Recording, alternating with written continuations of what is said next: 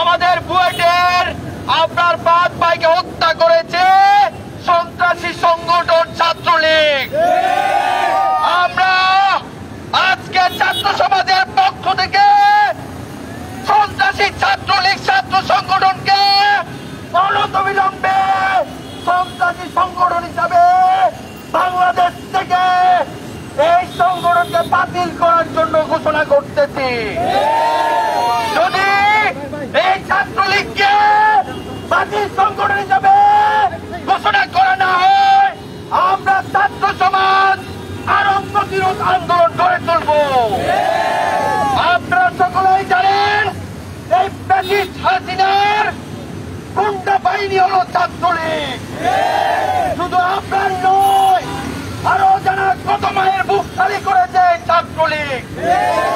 আমরা ছাত্র সমাজের পক্ষ থেকে বলতে চাই, এই ছাত্রলীগকে অবাঞ্ছিত ঘোষণা এবং সন্ত্রাসী সংগঠন হিসাবে ঘোষণা করতে হবে। এই ছাত্রলীগ কোনোভাবে এই বাংলার মাটিতে দাঁড়াতে পারবে না। আমরা আরো হুঁশিয়ার করে বলতে চাই, আমরা ছাত্র সমাজ কি করতে পারি আপনারা বাংলাদেশের জনগণ দেখেছেন। এই ফ্যাসিস্ট খুনি হাসিনার বন্দুকের সামনে খালি হাতে দাঁড়িয়েছি আমরা। এই খালি হাতে ওদেরকে এদেশ থেকে বিতাড়িত করেছি।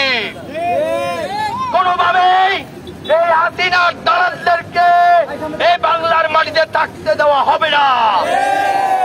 আমরা আরো হুঁশিয়ার করে বলতে চাই, আপনার পাহাদের অপরাধ ছিল কি জানেন আপনারা? ও ভারতের অগ্রাসন বিরোধী ফেসবুকে পোস্ট করেছিল। ওই পোস্টের যার ডরেই আপনারকে হত্যা করেছে ছাত্রলীগের গুন্ডা বাহিনী। তাই আমরা বলতে চাই, ভারতের যে সকল দালালরা রয়েছে তোমরা সাবধান হয়ে যাও। তোমাদের আর কোন কার্যকলাপ এই বাংলার মাটিতে হতে দেওয়া চলবে না।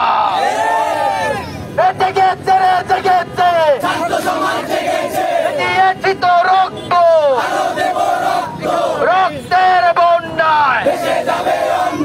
তুমি কে, আমি কে? কে মেরেছে, কে মেরেছে?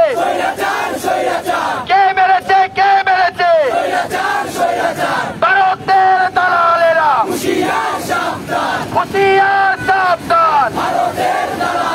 ভারতের দালালেরা বন্যা যখন মানুষ মরে, আপনার তোমায় মনে পড়ে। বন্যা যখন মানুষ মরে, আপনার তোমায় মনে পড়ে। বন্যা যখন মানুষ মরে, দিয়েছি তো রক্ত, রক্তের বন্যায় বেঁচে যাবে অন্যায়। তুমি কে, আমি কে? কে মেরেছে, কে মেরেছে? স্বৈরাচার, স্বৈরাচার।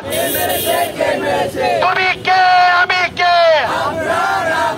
কে মেরেছে, কে মেরেছে? আপনাদের স্মরণে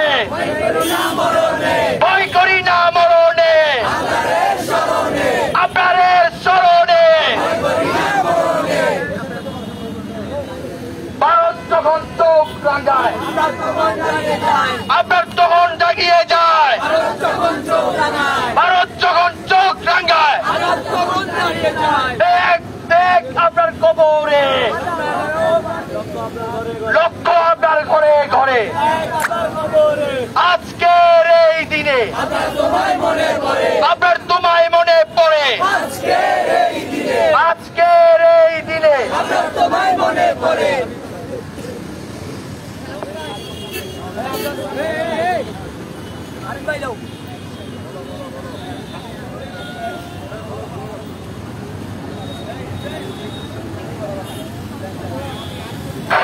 আসসালামু আলাইকুম প্রিয় ছাত্র ভাইয়েরা, আপনাদের আজকের এই প্রোগ্রাম আমরা সকলে খুব মর্মান্তিক একটা হৃদয় বিদায়ক ঘটনা নিয়ে দাঁড়িয়েছি।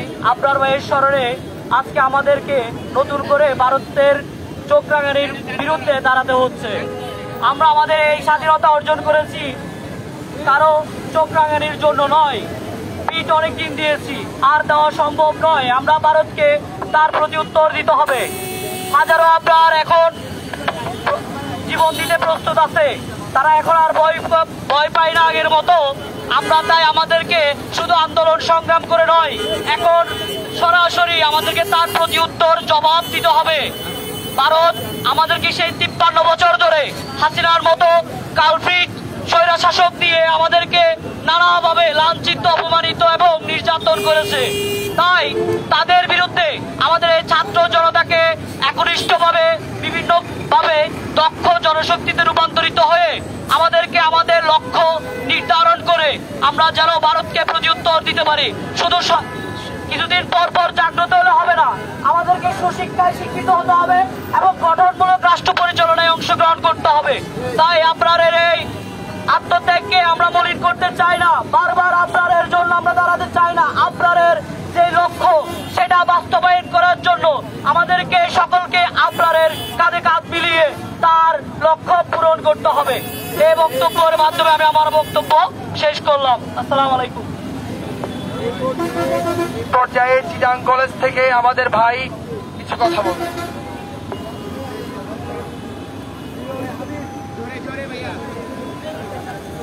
প্রিয় সংগ্রামী উপস্থিতি, আপনারা জানেন 2019 সালে আজকের এই দিনে 7 অক্টোবর ছাত্রলীগ আবরার বাহাদকে হত্যা করেছিল। প্রিয় সংগ্রামী উপস্থিতি, আবরার বাহাদ কি বলেছিল? আবরার বাহাদ বলেছিল, আমরা ইলিশ মাছ দিয়েছি, আপনি আমাদেরকে তিস্তার পানি দিয়েছেন। আবরার বাহাদ আরো বলেছিল, তাতে আমাদের কোনো সমস্যা নাই, সেই তিস্তার পানির নিচে ইলিশ মাছ চাষ করে আগামী বছর আপনাদেরকে 10,001 টন আপনাদেরকে ইলিশ পাঠিয়ে দিব। প্রিয় সংগ্রামী উপস্থিতি, এই কথাটি বলার কারণে মেধাবী শিক্ষার্থী আবরার বাহাদকে ছাত্রলীগ নির্মমভাবে পিটিয়ে হত্যা করেছিল। আমরা তার তীব্র নিন্দা ও প্রতিবাদ জানাই। প্রিয় সংগ্রামী উপস্থিতি, সবাইকে ধন্যবাদ জানিয়ে আমি আমার বক্তব্য এখানে শেষ করলাম।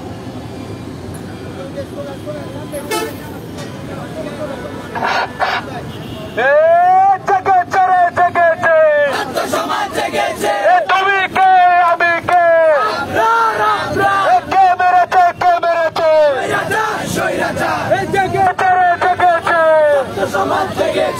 তুমি কে, আমি কে,